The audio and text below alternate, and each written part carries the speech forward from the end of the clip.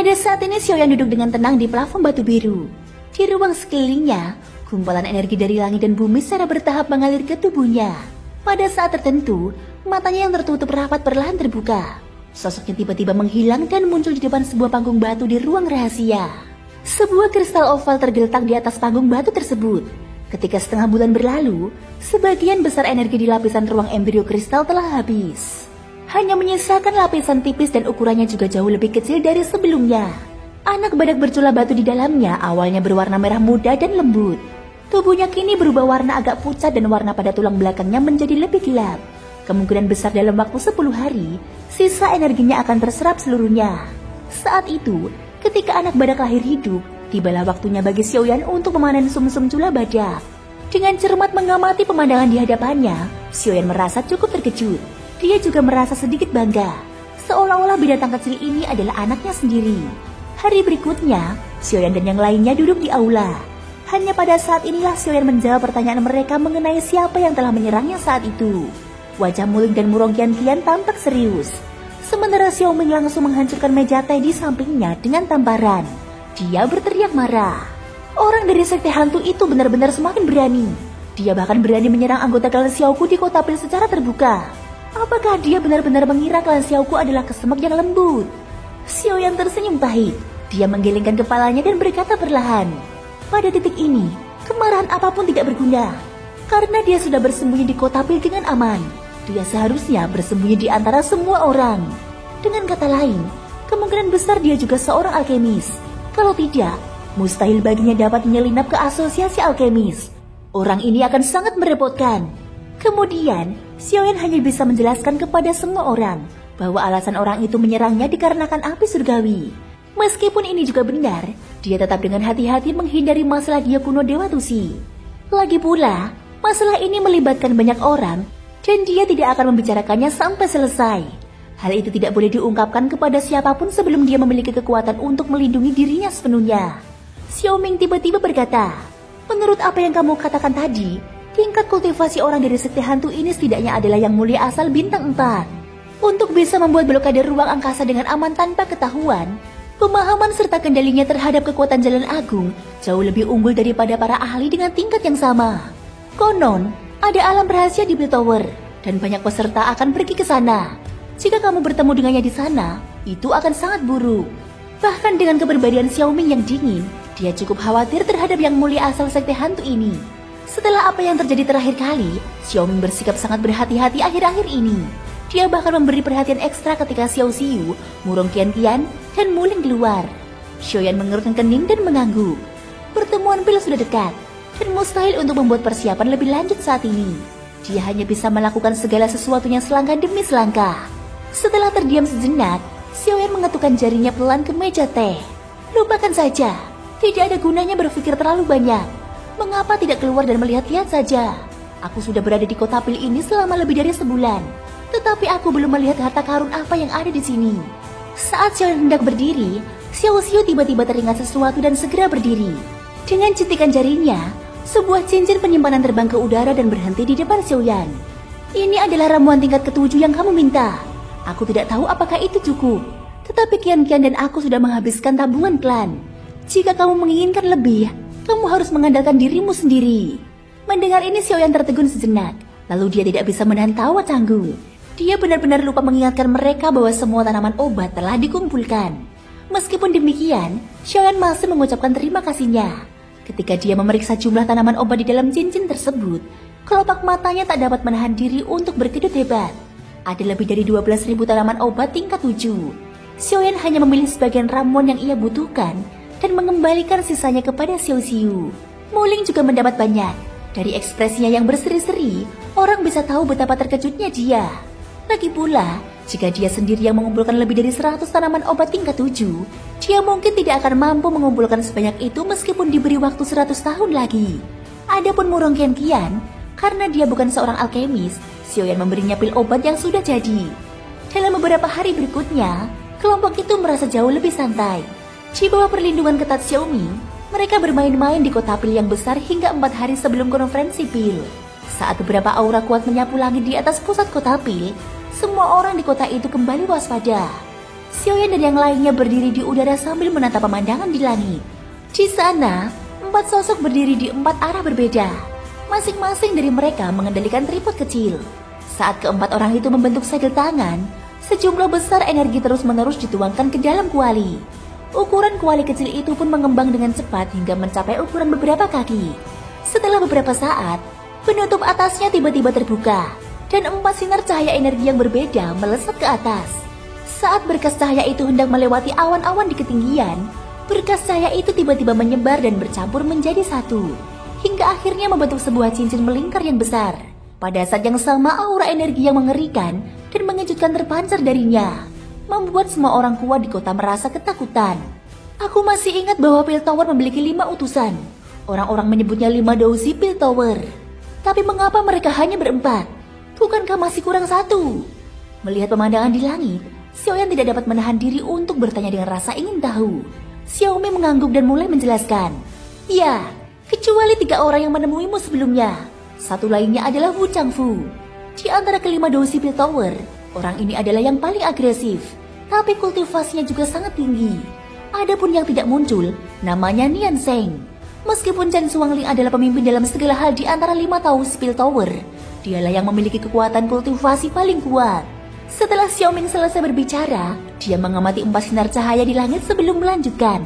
Dari penampilan mereka sedang bersiap untuk membuka kota abadi. Jika itu konferensi alkimia sebelumnya, mereka berlima berkumpul untuk membuka jalan. Mendengar nama kota abadi untuk pertama kalinya, Xiaoyan tidak dapat menahan rasa sedikit terkejut.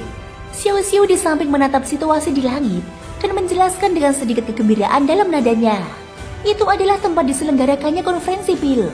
Meskipun kota Pil adalah pusat menara Pil, hanya kota abadi yang menjadi pusat menara Pil. Inti sesungguhnya adalah dunia yang dibuka bersama oleh orang-orang kuat Pil Tower dari semua generasi. Itu adalah hasil usaha keras Pil Tower. Ada banyak sekali obat langka di dalamnya. Bahan obat apapun yang tidak dapat ditemukan di dunia luar, pasti dapat ditemukan di kota abadi. Jika tidak ada bahan obat di kota abadi, mustahil untuk menemukannya di dunia luar. Mendengar ini, Xiaoyan juga sedikit terkejut dengan kota abadi.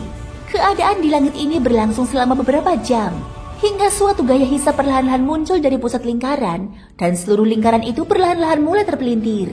Baru pada saat inilah keempat orang di langit itu menghentikan apa yang sedang mereka lakukan.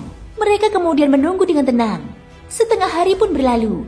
Saat kecepatan cincin melingkar di langit meningkat, pusaran energi besar secara bertahap mengembun dan terbentuk. Energi besar langit dan bumi diaduk dan dikumpulkan menjadi bagian dari seluruh pusaran. Keempat orang di langit tanpa ragu-ragu mengeluarkan ribuan batu roh dari cincin mereka, membiarkan pusaran itu menyerap energi dalam roh dengan gila-gilaan. Akhirnya, pusaran energi meluas hingga ukuran yang sangat mencengangkan. Dilihat dari jauh di kota Pil, seluruh pusaran itu seperti corong terbalik, menutupi seluruh kota Pil. Di tengah pusaran, energi mengerikan berdiferensiasi dan membentuk saluran kecil yang secara bertahap mengembang dan mengembun seiring pusaran itu terus berputar. Pada saat ini, Xiaoyan dan kelompoknya sudah kembali ke Manor. Di sebuah ruangan rahasia, seekor badak kecil gemuk dengan tubuh abu-abu juga telah aktif. Xiaoyan yang memperhatikan pergerakan ini tampak sangat bergembira. Dia bergegas ke ruang rahasia dan melihat tanduk putih salju sepanjang beberapa inci di kepala binatang itu. Melihat manusia tiba-tiba masuk, badak kecil itu secara naluriah merasakan rasa takut. Dia tidak dapat menahan diri untuk tidak mengerang pelan dan segera bersembunyi di sudut gelap ruang.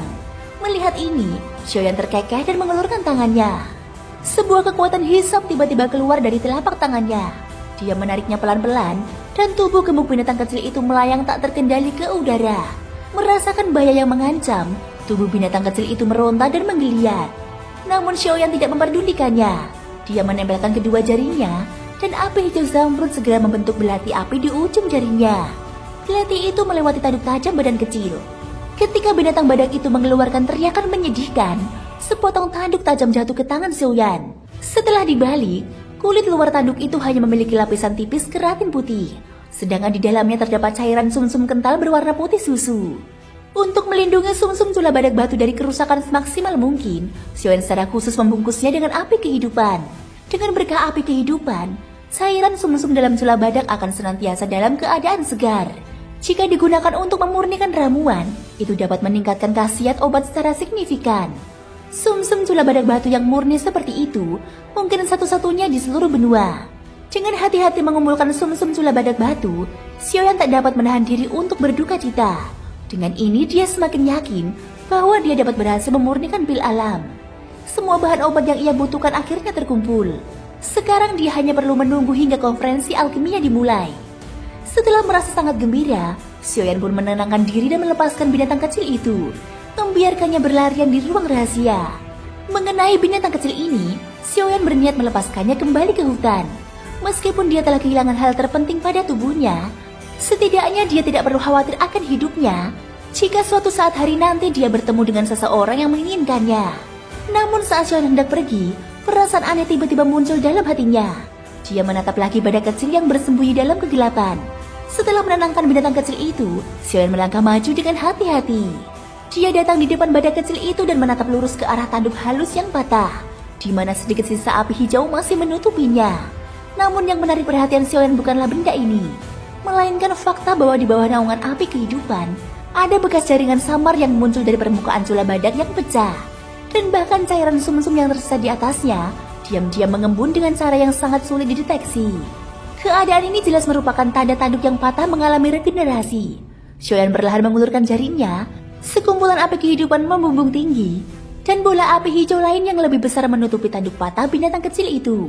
Sesaat kemudian, sudut bibir Xiaoyan melengkung karena sedikit terkejut. Benar saja, tampaknya api kehidupan memang dapat membantu makhluk kecil ini memulihkan tanduknya yang patah. Persepsi sebelumnya hanyalah perasaan samar bagi Xiaoyan, begitu halus sehingga dia bahkan tidak bisa memastikan apakah itu benar atau tidak. Tetapi dilihat dari hasil saat ini, efek api kehidupan sungguh luar biasa bagus. Meskipun kecepatan pemulihannya sangat lambat, dan bahkan mustahil untuk memperkirakan berapa lama waktu yang dibutuhkan untuk menumbuhkan tanduk baru, hal itu tidak menjadi masalah. Hanya mengandalkan harapan pasti ini jauh lebih baik daripada kemungkinan menemukan badak bercula batu raksasa di seluruh benua. Aku berencana untuk melepaskanmu, tetapi sepertinya kamu harus menunggu. Kamu khawatir, aku pasti menjagamu. Seolah telah melihat pikiran Xiaoyan, badak kecil itu berputar sejenak dan kemudian langsung menatap Xiaoyan. Matanya yang bulat menampakkan ekspresi menyedihkan yang membuat Xiaoyan tertawa. Tampaknya badak bertanduk batu ini cukup cerdas. Dia dapat berperilaku seperti ini segera setelah ia lahir. Dengan kekuatan jiwa Xiaoyan yang dahsyat sebagai seorang alkemis tingkat lanjut tingkat 7, tentu bukan tugas yang sulit untuk menjinakkan binatang muda secara paksa. Bagaimanapun, badak bertanduk batu raksasa terlahir lemah. Jika ingin tumbuh ke level monster tingkat 8, dibutuhkan waktu yang tidak diketahui jumlahnya. Setelah beberapa saat, setelah badak itu merintih kesakitan, Xiaoyan menarik tangannya. Pada saat yang sama, binatang kecil itu yang awalnya sangat takut padanya, mengubah teriakannya menjadi suara rendah tanda menyerah. Saat keluar dari ruang rahasia, Xiaoyan memilih ekspresi puas dan menyambut sinar matahari. Dia perlahan mengangkat kepalanya dan melihat melalui pembatas di atas rumah besar itu ke arah langit. Di sana, pusaran ruang angkasa besar yang menutupi langit dan matahari perlahan-lahan mengembun. Xiaoyan berkata, "Sekarang, aku berhasil menyiapkan semuanya. Aku hanya perlu menunggu pertemuan alkimia." Thank you guys sudah mendengarkan ceritaku di episode kali ini sampai akhir. Ikutin terus kelanjutan episode berikutnya ya. Terima kasih buat kalian semua yang udah like, subscribe, dan komennya. Semoga hari kalian menyenangkan. Sampai jumpa dan bye-bye.